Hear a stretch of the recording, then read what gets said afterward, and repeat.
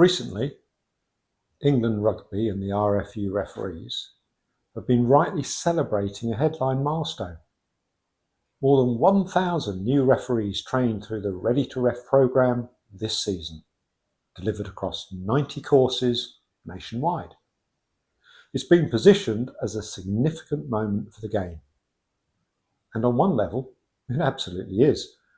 At a time when officiating numbers are under pressure, getting that many people through the door deserves recognition.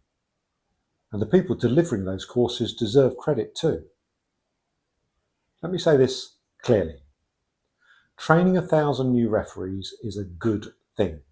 It does matter. But celebration shouldn't be the end of the conversation. It should be the start of a more honest one. Because the real question for the community game isn't about how many people passed a course. It's about how many are still refereeing.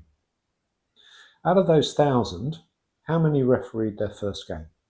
How many made it to 5 games? How many are still active, maybe 6 months later? You see, we've seen this data before. Historically, half of newly trained referees officiate only 1 or 2 matches ever. If that pattern hasn't fundamentally changed, then there's a risk we're applauding a headline while losing the substance. People are being recruited, but not necessarily retained. And this matters even more when you place it alongside the RFU's Focus 2030 vision. This isn't just a slogan, it's the RFU's flagship nationwide strategy being presented to clubs both in person and virtually and described as the cornerstone for futures of the game. It talks about long-term ambition, major investment, including figures of up to 500 million. Focus 2030 should be a framework that connects referee recruitment, club sustainability, participation and growth into one coherent plan. And yet, when clubs and volunteers look beyond the big numbers and bold statements, it's not always clear where the substance sits. Because out in the community game, the bit everyone agrees is vital, clubs aren't thinking in 10-year visions. I referee clubs who are worrying about whether they can raise a single 15 this weekend, about whether their second team survives the season, about whether they'll still exist as a club in 3 years' time. So when we hear about big headlines, referees being trained and money being pledged, the natural response from clubs, referee societies, the RFRU and volunteers is simple. What are the actual outcomes? How many more matches are being reliably covered than last season?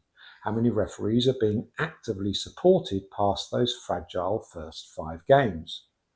How does this strategy stop clubs quietly disappearing because they can't field teams anymore? This isn't about knocking ambition or dismissing effort. It's about measurement and honesty. If the community game is truly the foundation, then success can't be counted in people trained or pounds promised. It has to be measured in retention, participation, sustainability, and, frankly, survival. To be clear, this isn't the end of the conversation for us. In future episodes of Advantage the Ref Collective, we'll be looking in more detail at both the Ready to Ref programme and the RFU's Focus 2030 vision. Not to knock the intent, but to examine how these strategies translate into real-world outcomes for referees, clubs, and the wider community game. Because if these initiatives really are foundational to rugby's future, then they deserve scrutiny, discussion, and honest reflection, not just applause. My name's Gavin Chase from Advantage the Ref Collective. You'll find us on YouTube, TikTok, and Instagram. And if you haven't subscribed, please follow the link below. And to watch more episodes, you'll find one right here.